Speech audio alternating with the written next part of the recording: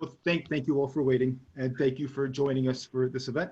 My name's Bill Leggett, and I'm a bookseller at Powell's. Before we begin, I wanted to encourage you to check out our lineup of upcoming virtual events by visiting our website at powells.com. And one of the many great events we're looking forward to is Ron Rash in conversation with Colin McCann on Wednesday, September 2nd, and they'll discuss Ron Rash's new collection titled In the Valley. Please consider following us on Twitter, Facebook, and Instagram. As well, if you haven't already done so, please sign up for our weekly events email at powells.com. But right now, we're honored to welcome Darin Strauss in conversation with Raven Leilani about Darin's new novel, The Queen of Tuesday, a Lucille Ball story. Darin Strauss is an author, screenwriter, columnist, and teacher. You may know his novels, Chang and Ang, The Real McCoy, More Than It Hurts You, and his memoir, Half a Life. For his work, Darin has received the National Books Critics Circle Award, the Guggenheim Fellowship, and an American Library Association Award. He is a clinical professor of fiction at NYU's creative writing program. And Darin is joined in conversation by Raven Leilani, a writer whose work has been published in Granta, the Yale Review, McSweeney's Quarterly Concern, and New England Review, among other publications. And her first novel, Luster, was published earlier this month. And this evening will also include an audience Q&A. Please use the Q&A button at the bottom of your screen if you'd like to ask a question. As well, if someone has typed a question that you'd also like to know the answer to, please consider upvoting that particular question by clicking the thumbs up button. And most importantly, please consider supporting both Darin Strauss and Powell's by purchasing a copy of the book, The Queen of Tuesday. Links to buy The Queen of Tuesday and Luster will be shared during the chat. So Darin and Raven, it's an honor to have you both here. Thank you so much and have a wonderful event. Thank you, and thanks to Powell, such a great story, and thanks, Raven. I feel so lucky to be here with Raven, who has a very successful first novel this month. It's a real treat. Thank you. And Raven was a student at NYU where I teach, so it's a double pleasure. And right. It's very I mean, I was going to say that, like, this is actually super cool. I think this is the first time this has ever happened where I get to, be in conversation with someone I met on, my MFA journey. It's very, very cool to do this with you. And thank you, Powell's, for having us.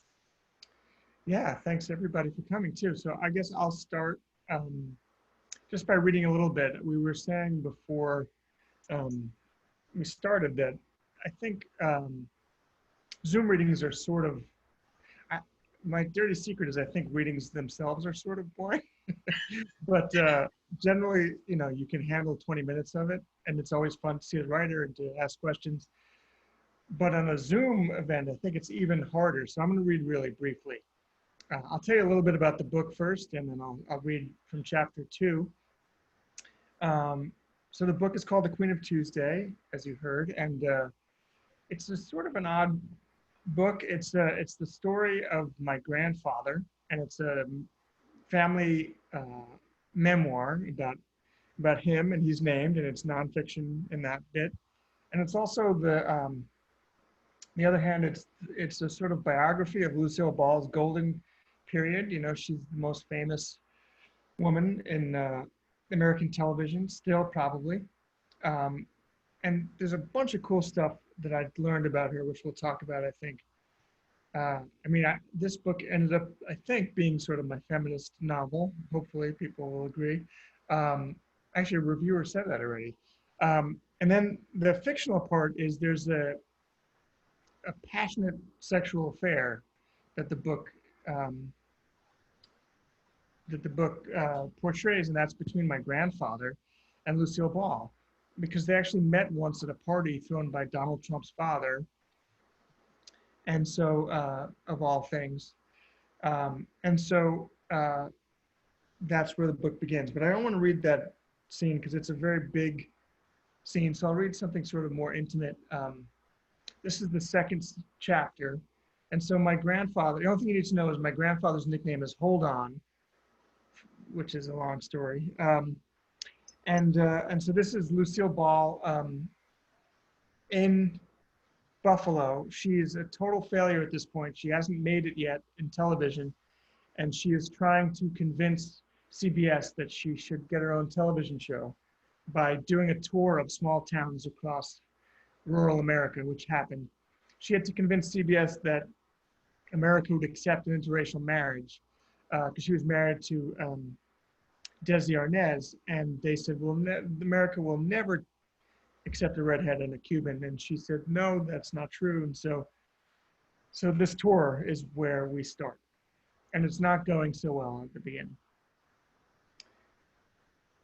Okay. The woman is on the run from 40, but middle age evidently has quit the chase. 39 years old and she looks good. But does that help? It does not help much. How do you take defeat, the defeat of a life's ambition? Say you're a woman who's kept loyal to a studio, and that studio balled up your career and tossed it in the commode, and it's a world for men. And say you've been around a bit. How in this world for men does such a woman crab together a living? Lucille's sitting at a drugstore counter in Buffalo, New York, eating a butterscotch ice cream, and she wonders how firmly those Coney Island TV execs had recited their lines. No, sorry, Mrs. Arnaz, just not for us. Yes, but pretty or not, she's 39. Aware even now of the lines like tiny shark gills around her eyes. A radio's going at the top of its lungs. Desi's at her side talking. Tonight went good, went well. Des is a grammarian when anxious. Huh? Lucille's personal movie, her life film, sure doesn't seem like a Capra. It seems like a Douglas Sirk, soggy plotline and all. Come now, Red, Desi's saying. You don't think we made everybody feel fine? Symphony Sid, she thinks. A particularly New York specimen, one of those Jewish men goofy for jazz.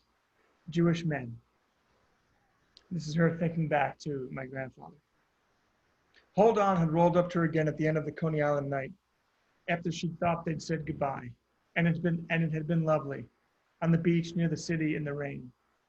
That encounter had just been a trifle, however, just something to make Desi jealous, she thought, almost convincingly. The man's strongly coiling black hair, thick, brilliantined, and his nose, its hourglass-shaped bridge, certainly foreign, stirringly familiar. A Jew, all right. Tall and handsome, if memory could be trusted, and thrilling. Not because he was in any way unusual, because he wasn't. Sometimes a woman just needed something different. A nice guy, human and refreshing and normal, but also trickily witty around the eyes. Hold On looked to her like a man who ruffled life on the head. And a whole year has rolled by. Enough inappropriate memory. Sure, sweetie, Lucille hears herself say. Well, Red, so then our plan might finally work. Desi swallows, but a smile is a guest who's forgotten to leave. Will it? He says. Lucille's face tightens a little. Why is ice cream so much better in places like this, she says, kind of sharply. Buffalo. He nods and narrows his eyes in disbelief. Buffalo. The plan, the stupid plan. Months back, CBS, which hadn't wanted to sacrifice any of its studio properties, even the most lackluster shows. CBS had been interested, maybe, in repurposing Lucille's failed The Madcap Bride radio show for TV. That was the rumor anyway. TV, the mongrel new medium. Well, count her in. Even that flickering appliance beats unemployment. But of course, a problem. Bride's husband had been played by Richard Denning. Blonde hair, Gerber cheeks, middling charisma. Lucille liked Denning. She'd also planned to replace him. Not that Lucille at that career moment had much power to issue ultimatums. But working with her husband was the only chance she'd have to dust off her marriage, get it back on its feet. The Ball Arnazes were often apart, frosty, and thwarted. Yet Desi cheat to his heart's content. Would Lucille go off to film a show without him? She came up with a scheme then to have him at her side all the time. But CBS didn't think the public would. Hell, CBS execs themselves didn't, except a redhead married to a Cuban. That forced the Arnazes to prove that middle America would buy what they were selling. If we can show you crowds accept it, then you must. So under the aegis of their new company, Desilu Productions, meaning as Lucille saw it, we're the saps who fork out the entire $20,000 for basically a public audition. The Arnazes now tour what remains of dying vaudeville theaters, covering the seaboard with pratfalls and puns. Also a bunch of the Midwest. Save the career and the marriage, that's her thinking. Even the accountant says the tour will bankrupt them. Okay, I think I'll stop there. And I realized before we start the Q&A, I actually have a story about this store that I love. So I don't know if my friend Ed Olson is here in the audience, but I have a friend who lives near Powell's, and he came to a reading of my friend Nathan Englander's, who also teaches at NYU, and he brought a copy of my first book to the reading. Ed did, and so he got up to the end of the line, and he handed Nathan my book, which is called Chang and he said to Nathan, "You know, this is still my favorite book of yours." And Nathan said, "That's not me, actually. It's my friend Darren." And so then hilarity ensued. Anyway, I just thought I would tell that story. I don't know if Ed is here, but I love that story. Okay, so yeah. Any questions, Raven?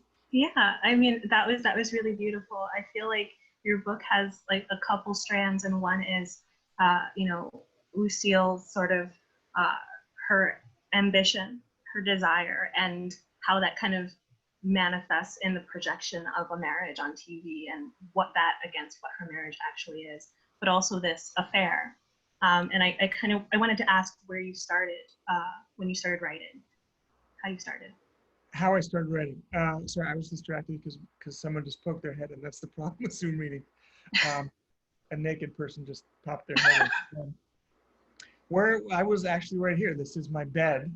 I'm doing this event from my bed. Same. Yeah. We should have a podcast from our beds. Right. No, so I had a dream. And I often write like that. I'll wake up and I'll have a dream and I'll write it down. And I'll go back to sleep and I won't realize what the dream was. So I have to look at what I wrote.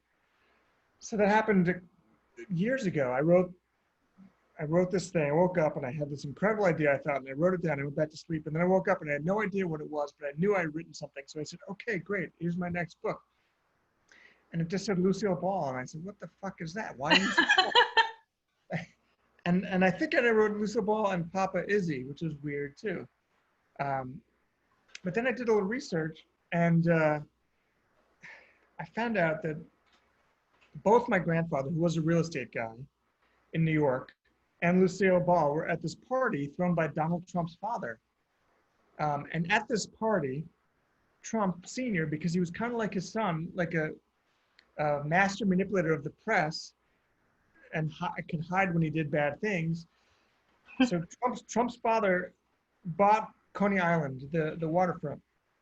And it was a beautiful old amusement park, the first amusement park in the country. And there was a giant, beautiful landmark there called the Cathedral of Fun. It was glass and steel. It was beautiful. It was historic.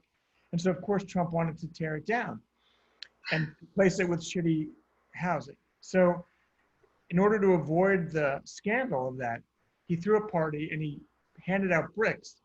And at the stroke of midnight, he gave the bricks to celebrities and they went 3, 2, 1, and all the celebrities threw bricks through the glass and destroyed this building. And the press was excited because there were celebrities that didn't even really register the fact that Trump was destroying history. So I thought, well, that's a cool opening scene. And then, I just started thinking about my grandfather who had cheated on my grandmother and in weird ways and was forgiven by my grandmother for weird reasons. And so so much of the story really resonated with me. And Lucille was there for the beginning of television and building a kind of new America. And my grandfather was there when the suburbs were built and was sort of there for building of new America for better and worse. So I just thought it's a cool way to look at America and tell the story that was sort of personal and fun and romantic and fraught. And the funny thing about my grandfather was, I've said this in the interview yesterday, so I'm repeating a joke, but he had an incredible skill, a very rare skill, my grandfather. He was the only one I know of who was able to inherit a number of sky rises in Manhattan and still end up totally broke. Like he's like, so my great grandfather came to America with nothing. when he was 13, he escaped Russia because they were killing Jews in his town. So he escaped, got on this boat, came to America, where his brother already was, his older brother, but his brother didn't show up.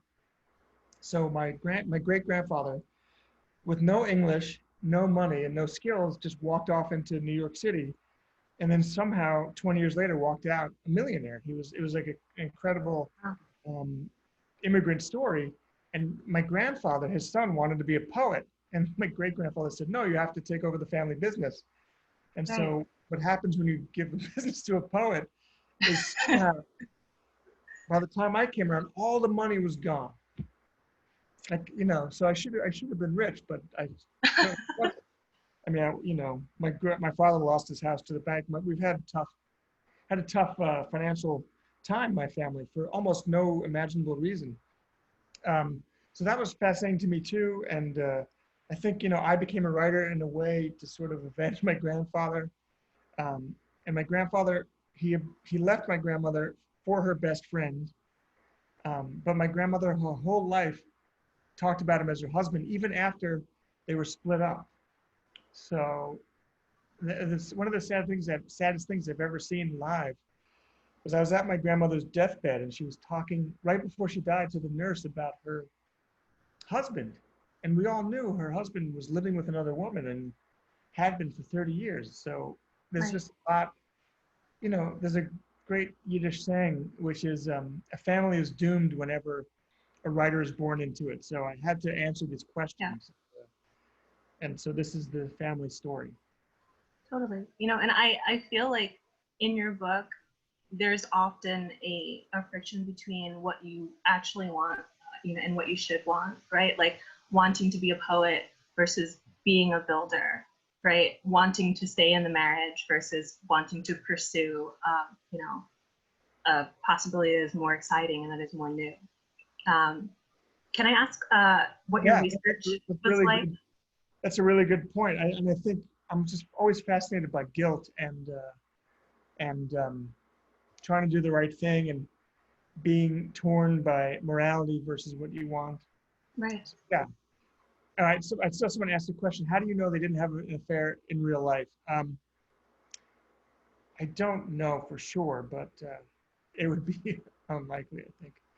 Also, I have to say that because Random House told me I have to say that. Random House made this amazing ad with the heart, the Lucille Ball black and white heart and the font. And CBS somehow found out about it and said, you can't do that. So they're really gun shy now about me saying things. So it is definitely a novel. With those scenes though, between like Isidore and Harriet, like I felt that was really depicted in a really that kind of trying to figure out the moral thing to do, trying to be good, trying to figure out your responsibility to a partner. Like I felt that was offered without like kind of authorial judgment. You kind of just let those characters be human and grapple with, you know, with those questions. Like there's one moment in this book where like Isidore is thinking about, is realizing that his desire is manifesting as annoyance at his partner. And I thought that was really interesting, how you kind of allow room for, you know, your characters to feel human feelings. And you know, like there are, like you've mentioned, real life details in here, kind of entangled with, you know, like the story of Lucille Ball. But what was your research like? Well, that's a really good point. I want to stick with what you said for a second, because one of the reasons I love writing fiction, and I think that as much as I love TV and movies, I think that novels get at this, and your book does this too, I think, really beautifully, is that captures how messy things are. You know, in a movie, you can show people doing things, but you can't really show how confused they are as they're doing it and how difficult the choices are when you're in a messy romantic or any messy situation, really. And so I just thought, you know, it would be really interesting to show I think that, when there's something really interesting about when you know you're wrong and you know someone else is right and you're with that person, it can manifest as annoyance at them. Right. I haven't seen that written about. So I wanted to sort of examine that. But then, yeah, to answer your other question and to, I think Aaron has a question about the research process. So I did a lot of research for this book. I studied with E.L. Doctorow. So I teach at NYU now, but like Raven, I was a student there, and I studied with a guy who later became my colleague, E.L. Doctorow, the great historical novelist. And he said, do the least amount of research for fiction you can get away with. And I always followed that because I think, your responsibility as a storyteller is to the story, not to history. Right. But with this book, she's so well known, I had to do a lot of research. But so I read a bunch of biographies, but actually doing the research really, to me, justified the method of storytelling I chose, because people ask a lot, why did you write a book that's half nonfiction and half fiction? And so for me, it was because when I was reading these biographies, I found them all sort of dull. Because when you're writing a biography, you have to stick to what you can verify. So it could tell you all the interesting facts, like Lucille's show was so popular that the equivalent of 75 million people watched it, which is amazing because the biggest show today is watched by 7 million people. So actually, no, it's 85 and 8 million. So it's more than 10 times bigger than the most popular show. So that was interesting, but it doesn't really, a biography can't tell you what it feels like to be in the middle of that. The texture of that life can't be really described by a biographer because she doesn't know what it's like. So I thought, if you write a novel, you can do that. But also with a novel, as you know, the challenge with a novel is everything you write, you say, does this make sense? Or is this character compelling? But with nonfiction, it makes sense because it happened, and it's compelling if you choose a compelling character. So I thought I could have the best of both worlds, where I can have a character I know is compelling. I can do a really great true story that I know, everything makes sense and works really well together. And then I could do the stuff that only literature can do. So I thought this sort of hybrid form that I was sort of hopefully coming up with could sort of be the most fun mix of genres that I could think of. So that's why I wrote it in that way. So the research was really intense, but I didn't want to feel limited to the research. So for example, the book is called The Queen of Tuesday, and in the book, her show is on Tuesday nights, but in real life, her show was on Monday night. Right. And I changed it because I thought, I wanted to show that it was a novel so no one could mistake that. But also I just thought The Queen of Mondays is just a boring title. Like no, everyone hates Mondays, right? So I tried to mix it up. But I want to ask you a question, if that's all right. So your book, oh, yeah. And maybe I'm making the mistake that unsophisticated readers do when they read fiction, but it seemed like there was some biographical elements in there. Am I right about that? Totally. And, I always try to say kind of upfront, this is not strictly autobiography. I wouldn't want anyone to go in reading Edie as me entirely, but there is a lot of me in the book, a lot of my preoccupations and obsessions, which I kind of can't help but write toward. I think the parts of me, some of my, I guess even family history is directly lifted and put into the book, my grandfather came from Trinidad and Tobago in like the 30s and 40s. He immigrated here and was like a trained pianist. And the name of his ship was called Narissa, which literally means raven-haired. And some of that is, some of that's, I gave that lineage to my character. And even sort of writing about trying to balance the demands of living and in eating and paying rent, but also trying to pursue the art that feeds you on the side. Like I felt that was very much drawn from my life, and parts that are about Comic-Con, like they're very much, there's a lot of me in it. I almost feel like you can't help but lift, Yeah, and for me, the thing is, that's always been the case. So my first book is about conjoined twins from Siam, which is now Thailand. But in a way, I feel like that protagonist was the most me of any protagonist in any book. You know, I think you have to do that, and we disguise it with various levels of fictionality, but there's always some you in there. But Yeah. you know, in your book, it's part of a proud tradition. You know, there's like all kinds of writers like John Updike and Saul Bellow would just basically take their day and write a novel out of it. Right. And you know, this book too. So my book, it's 309 pages, I think. It was originally 600 and something pages. There was a whole other story about me as a 26-year-old, and that was completely true also. With, you know, I shouldn't say completely true with some fictional elements, and it just didn't work. And so I wrote, you know, hundreds of pages I had to throw out, but that storyline is still in there. There is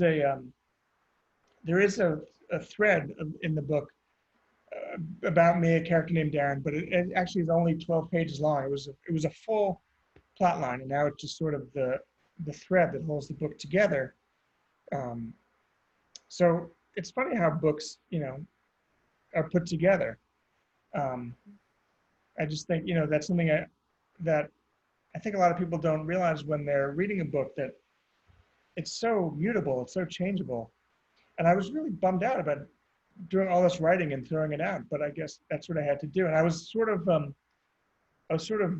cheered to read that Woody Allen, when he wrote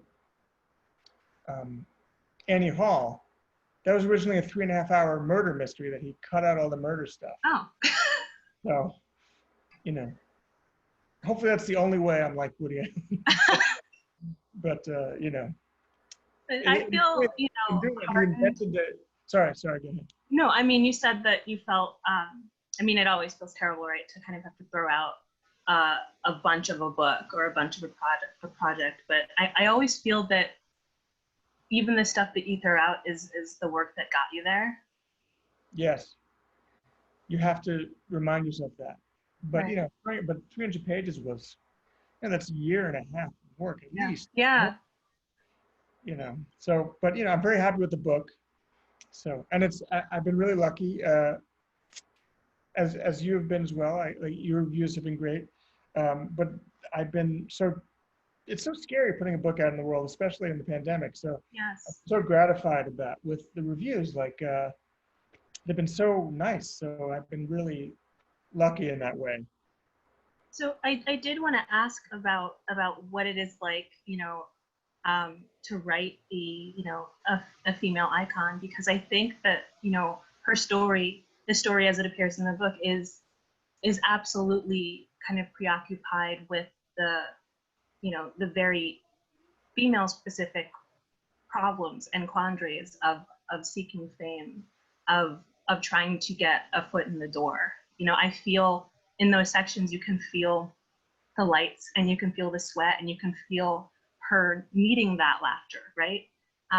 And I wondered what that was like for you. And you mentioned earlier that you feel like that you want to have done well by this story, and that you want it to have been feminist. And I think to represent a woman in all of her dimension, in all of her ambition, I mean, that is, I mean, at least I will say, you know, feminism is many different things, but that is feminist. Yeah. Well, thank you for saying that. I mean, it's a tricky thing, especially in this moment. You don't want to be someone who is stepping out of turn. You know, there are a lot of stories to be told, and there are a lot of people to tell them. So you ask, am I the person to tell this story? I'm not a woman, obviously. And it's tricky. And so you have to, I think, but I also really do believe in literature and fiction. And to me, the idea of you only write about yourself, if you take that idea to its endpoint, then everyone will just write about himself or herself, and there'll be one character. And so I feel like you have to believe in the idea of empathy and believe in the idea of fiction to do this work. you just have to really do it in a humble way and show it to a lot of people and make sure you're doing it in a respectful way.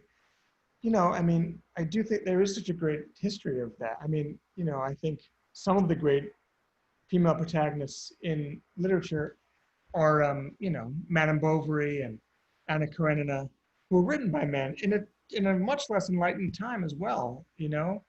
So, but yeah, it was a big challenge, and I did ask a lot of women friends to read it and make sure I was doing it in a respectful way. And I think part of what is fun about writing is also learning about other people and putting yourself in other shoes. I would think that it would be very hard to be non-progressive in some way if you're a novelist, because if you're doing it right and you're imagining other people, it forces you to have empathy, which I think is the sort of cornerstone of this moment. Hopefully when we're having all this positive, we're trying to have all this positive change, hopefully it's fired by empathy. And that I think is what reading does and writing does. I mean, I did this talk last night for this, for a magazine, and someone asked, what is literature for? And someone said, it's just for the enjoyment of it. And I think that's true. Like, you know, someone said it's for the same thing as looking at the sun through the trees or looking at a baby's face. It brings you joy. And I think that's true, but I also think it's more than that. And someone else said, I think it brings empathy. And I believe that. I think reading novels about different kinds of people, I think if you're an open reader, it sort of forces you to confront things, even books that might be dated and flawed today. Like, you know, I'm sure I haven't read it, but I'm sure if we read Uncle Tom's Cabin, it would be embarrassing. But that book did help the country come to a place of abolition, right? So I don't know. Right, and I feel like you make space on the page, you know, for her to be fallible, right? Like when I think about empathy, what I think about is a three-dimensional depiction that allows a character to have humanity, and that means anger, that means desire, you know, that means the parts of, you know, of this character of Lucy that are petty, right? Like there are moments where you feel her anger, you feel her measuring herself up against you know, more prominent starlets. There's a really great, I wish I had like highlighted a kind of litany of that around each starlet's kind of smile. And she has cataloged. But I really felt that, you know, that not only her, you know, her grind and that frenzy toward that desire. And I'm sorry to keep saying desire, it's such a yucky word, you know. But also but desire is like the key to who we are as people, right? So, no, thank you for saying that. Thank you. It's so well said, and I think it's such an important point. It doesn't show respect to people to make them a saint, right? Like, right. The real empathy is showing someone flawed. I mean, there's a great quote from Amy Hempel where she says, "Angel on the page, devil to the reader." Devil on the page, angel to the reader. So like if you show someone being flawed, the reader then likes them. Oh, yes. And I think that's true. You know, there's a great quote from Toni Morrison where she talks about giving due process to, I think it was Toni Morrison, giving due process to your characters. And I think that's an important thing. And I always took that to mean,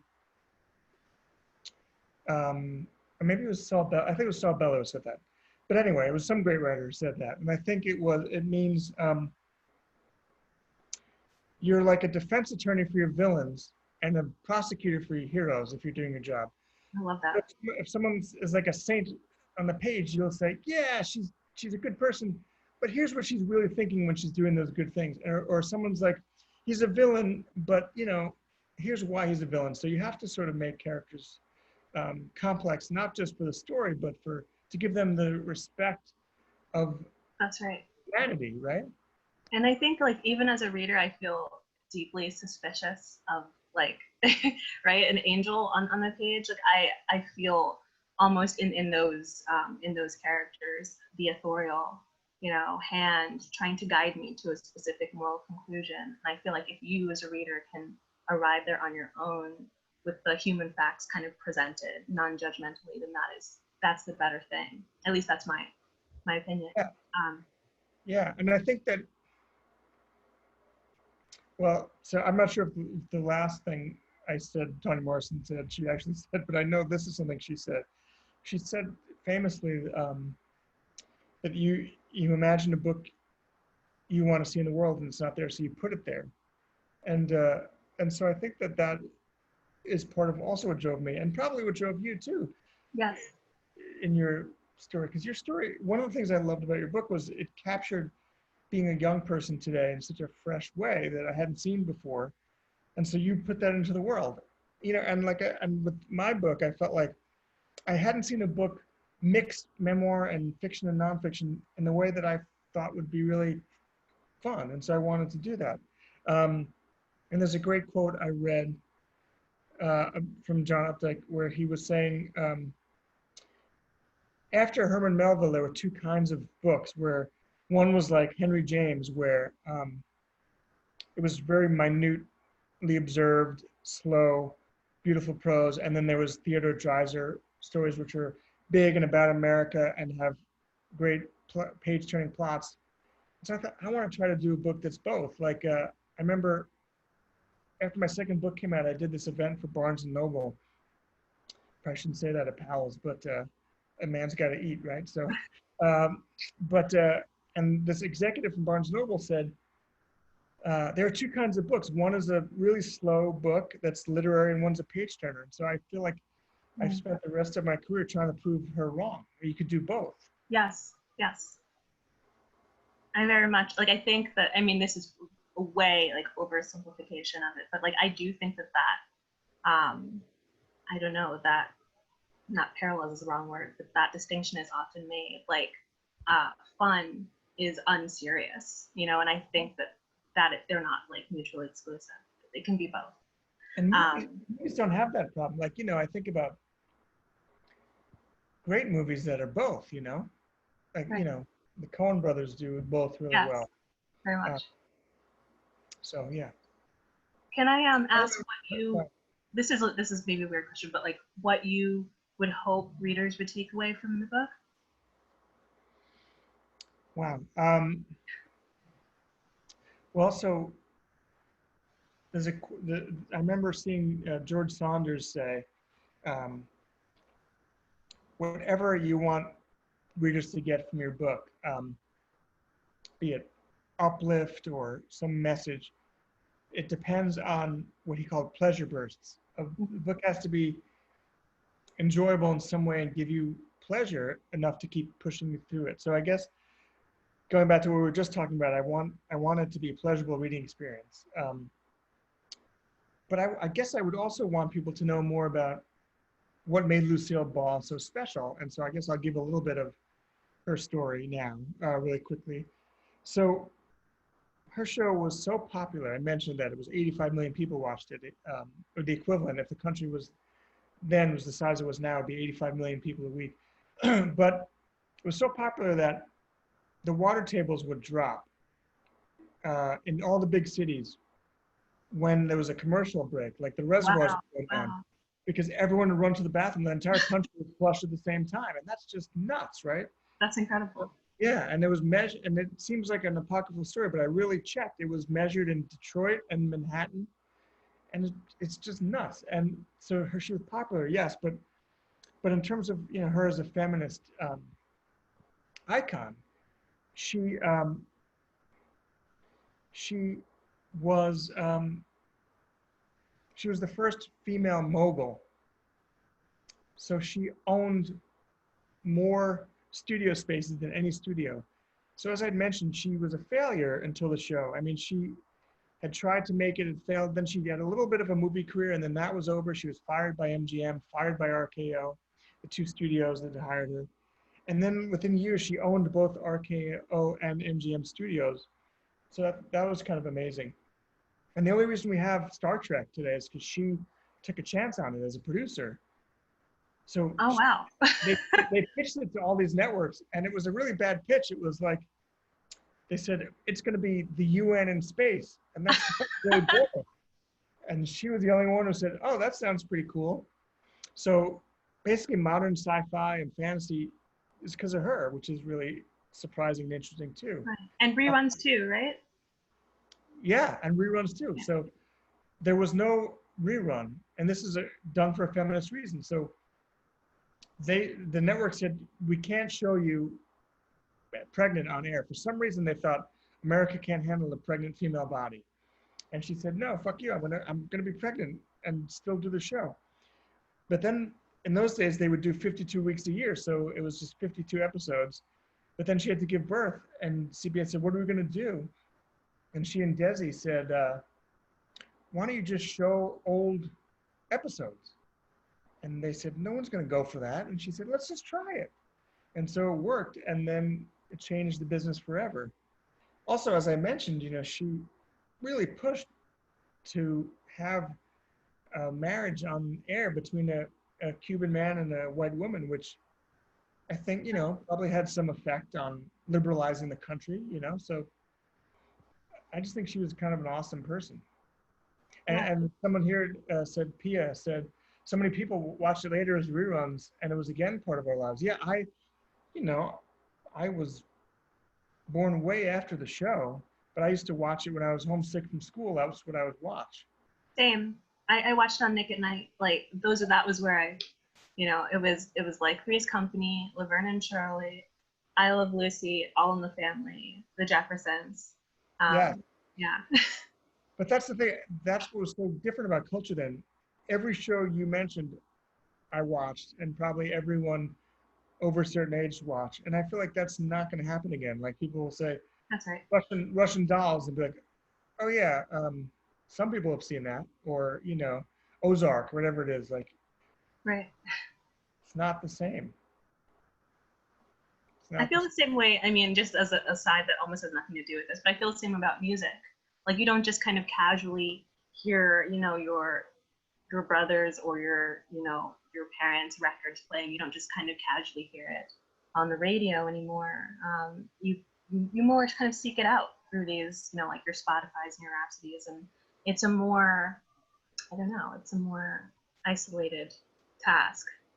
Everything is like, what's that? Like bespoke, or what's that? Like, I don't know. Everything's like very. It's calibrated exactly to your tastes. Yeah. I'm trying to Right. think. I'm blanking on the word, but there's like some Brooklyn word where it's like you get your own exact thing. But yeah, I mean, when I was a kid, everybody bought Michael Jackson's Thriller. Like that was it. Like it wasn't like a few people, and that was the same effect Lucille Ball had. I mean, everyone in my school had Thriller, and everyone in every school had a Thriller, and everyone in your school had Thriller. Yeah. It's like, I mean, you're a lot younger than him, but yeah, the school you went to when people were my age there, everyone had it, and my parents bought it. Like, everyone of every generation would buy the same thing. And it just doesn't happen. And so there's something great about that because, everyone can be artisanal. That's what I was, everything's artisanal, right? Everyone can be artisan and get their little curated. That's another thing. Thank you, Jen McConnell. But there's not that massive unified thing where everyone is into the same thing. And there's something kind of nice about that, where the whole country is behind one thing and feels in love with somebody. Where the water tables go down. What do you say? Where the water tables go down, Yeah, the water tables go down. Where everyone falls in love with Michael Jackson. And, those people often disappoint us, like Michael Jackson ended up being a really fraught figure. Yeah. But there's something really great about it. Everyone being in love with the same thing, Like Lucy, that's what was so crazy about her divorce. So one thing that's really interesting about Lucille and Desi, their last kiss came after the last scene of their last episode of their last show. Oh, wow. And they divorced the next day. But until then, it was sort of like I call it in the book, like a civic bond. It was almost like America's marriage. Their marriage was so important to people. And it was such a shock when they got divorced. It was kind of like the Beatles breaking up or something. I mean, they were it was a much more innocent time. So people just believed everything they saw on TV in a way. And so people thought that's a real couple. They're super in love. And then as soon as the show was over, they split. And it was because he was a cheater. I just wrote about this for Vanity Fair.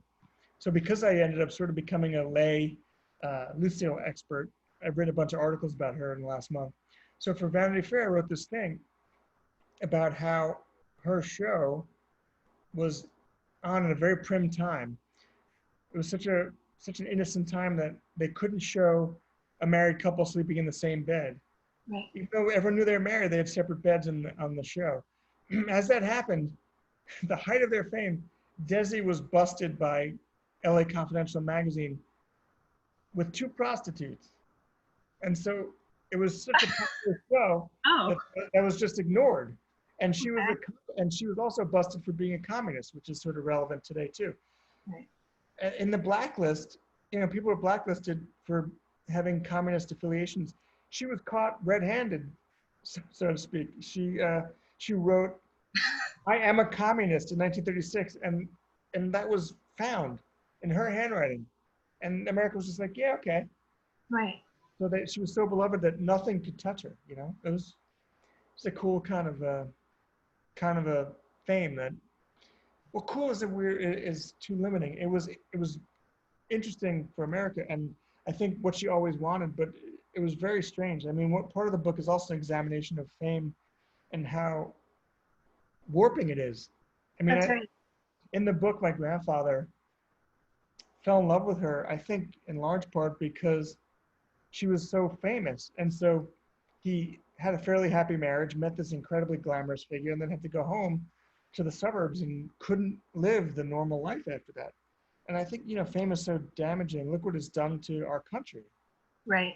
Yeah. I mean, and I feel that in those scenes, like when he comes home, there is like a kind of sudden drabness, but what Lucy likes about him is that normalcy. Yeah. But also, like you were just talking about how fame warps, you really feel that in that marriage between Lucy and Desi, that performance of a marriage versus what is actually happening inside of it. Yeah, and that's a great point. I think that if it was like a literature class, they would say that the show I Love Lucy was a really interesting text in a way to look at, because it was so meta. I mean, her name was Lucille, and she played Lucy, Right. and he was a band leader and played a band leader, and they played a married couple, and they were a married couple, but there were also interesting differences. So, it was a very sort of complex viewing experience for the American people back then.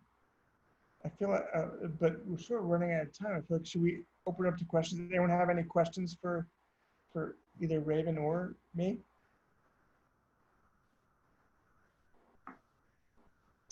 Okay, well, I don't see any questions, but I did want to ask, do you have a favorite episode?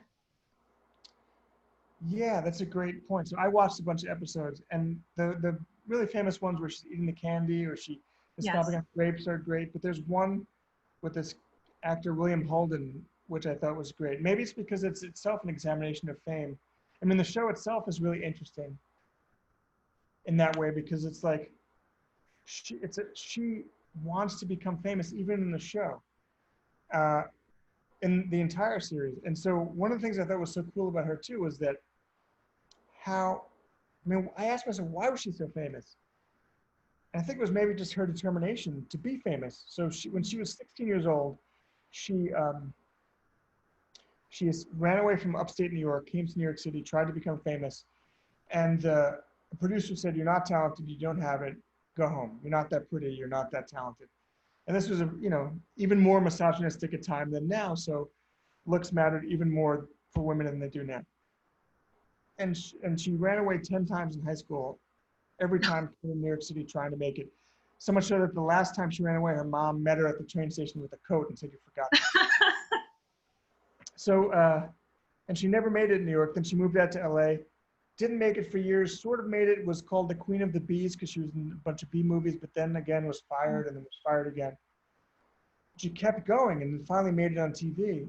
But she would later say, why am I so beloved? I can't sing, I can't dance, I'm not the prettiest, I'm not the best actress, and I can't write jokes, so I'm not really a comedian. So what was it? I think it was that we can all sort of relate to something about her desire, getting back to what we were talking about. She just wanted it so badly. And the show is about a woman who's not that talented, who wants it so badly. Yeah. So there's really interesting stuff going on in that show.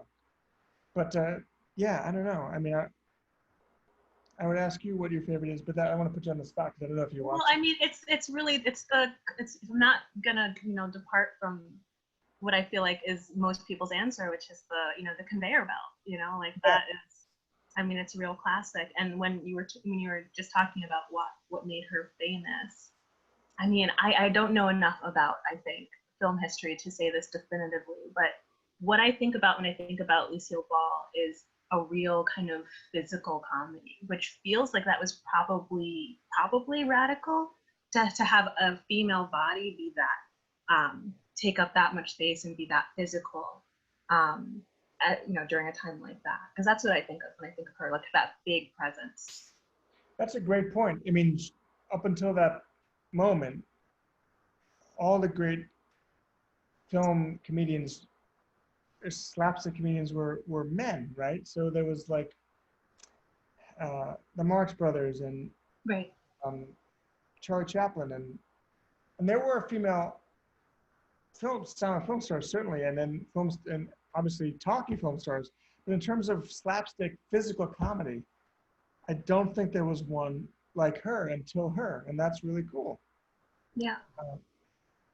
Yeah, and someone says here, the story in the New York Times about her Broadway show is heartbreaking. Yes, I wrote another article for the Times about her recently, where even after she made it as a star, she was again the biggest star the world has ever seen by some measures. But she said, I never made it on Broadway, so she went back after everything to try to become a Broadway star and sort of failed. So that was, she did this play called what's it called? Wildcat. And she didn't do a good job. She couldn't do it. Like she couldn't memorize her lines, so she would make jokes. And this is not what happens usually when you go to Broadway. Like she would look at the crowd and be like, I fucked up, sorry. And they'd love her. She's a star. But like the playwright was killing himself every night. And I just feel like there's something so heartwarming about wanting to make it even after you made it. Yeah. Heather asks, are there other surprising shows she greenlighted as a producer besides Star Trek? Yes, she was behind Mission Impossible. So like all this cultural stuff that's still around, Star Trek, Mission Impossible. I mean, without Star Trek and Mission Impossible, it's hard to imagine we wouldn't have had Star Wars. Without Star Wars, we wouldn't have had Marvel movies, and so Mission Impossible is a huge franchise. So all the stuff that exists because of her that people don't know about. Another one was The Untouchables, a great TV show. She greenlit that. So she was a really seminal figure, but complicated, as Raven was saying, yeah. Do you think that there's she was a bad mom. What did you say? She was a bad mom. She was a bad mom. Yeah. Right, and that too is like extremely, I mean, I guess radical is what that's word. Yeah. But do you think that there's a contemporary example, like kind of that is a kind of direct sort of result of her comedy and her, her place in, Wait, so your Zoom connection broke up for a second. Oh, it did. Oh, sorry. I was asking if you think that there's like a contemporary comedian who you think is like her most like direct kind of. I don't think anyone. I guess Seinfeld had a big following, but I don't think anyone really had. I mean, and it's interesting because you think of the good stand-up comics or the comics that we like. Like I love stand-up. I just was watching Don Mulaney and oh, he's great. And Chris Rock. I love Chris Rock. I think Chris Rock is a brilliant writer. I mean, I think that there's something about stand-up doesn't get enough respect about how good the writing is of someone like Chris Rock. Yeah, it's funny. I mean, I also really love stand-up, and I think it's probably You know, I think there's like a human response to being looked at that is still very like related to that biological imperative of being hunted, you know? So I feel it's a very brave thing Yes. to do. And I think of this one story that Mark Maron told once that was just like he was doing a set at a college and he just like wasn't getting any laughs. Like it was so silent that he could hear his cigarette burning. You know, Yeah. like that's what I think of when I think of like it's just the bravest thing. Well, yeah. And that's, well, two things. So I have a friend, Alex Edelman, who's a comedian. He was an ex-student of mine. He's a very good comedian.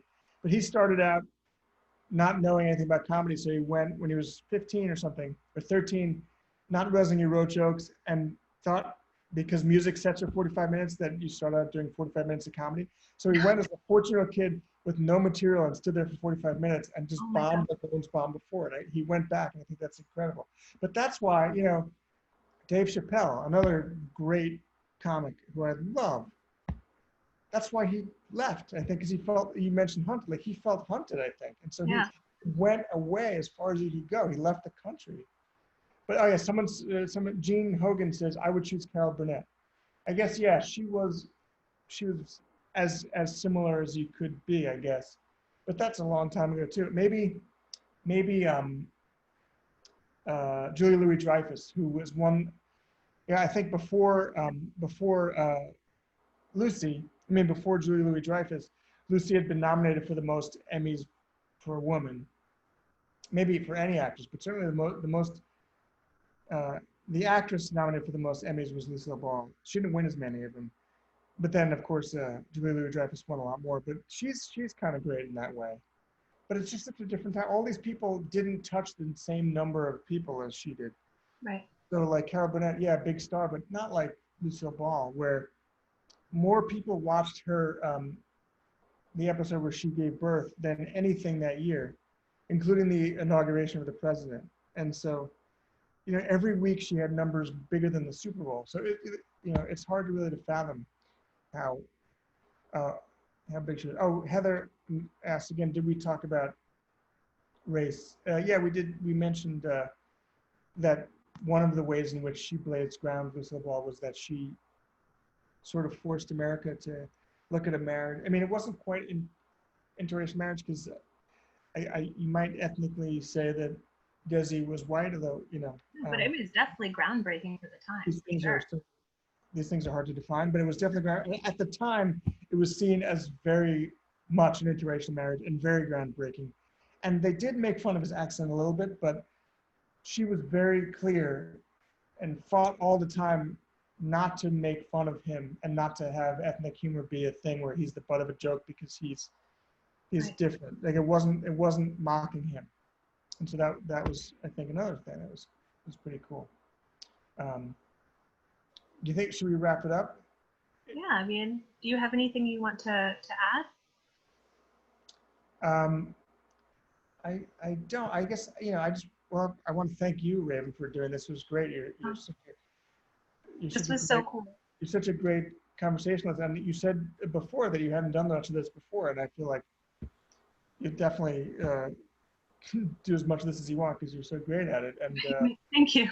It's really fun having this talk with you in this way, because like you said, we knew each other when you were a student at NYU, and it's so much fun to do this now. And thanks to Powell for hosting this. You know, I do love this store, and I think I just hope everyone likes the book. You know, I really worked hard on it, but I do think it's a fun one. So hopefully, I mean, sometimes you write a book and you think it's good. I'm proud of it, but I don't know if anyone's going to like it. This one I do feel like has a commercial potential, so I do hope it goes over. Thank you both. That was really a terrific conversation. I'm glad I got to listen to it. Thank you. Yeah, my pleasure. And thank you to everyone for joining us at this Powell's event. It was a pleasure to host Darin Strauss and Raven Leilani. Please consider purchasing a copy of Darin's book, The Queen of Tuesday, by visiting us at powells.com. You can find Raven's book, Luster, there as well. Please be sure to check out our lineup of other upcoming virtual events, and we look forward to seeing you at one. So Darin and Raven, thanks again. We're really grateful. Take care. Take care. Bye-bye.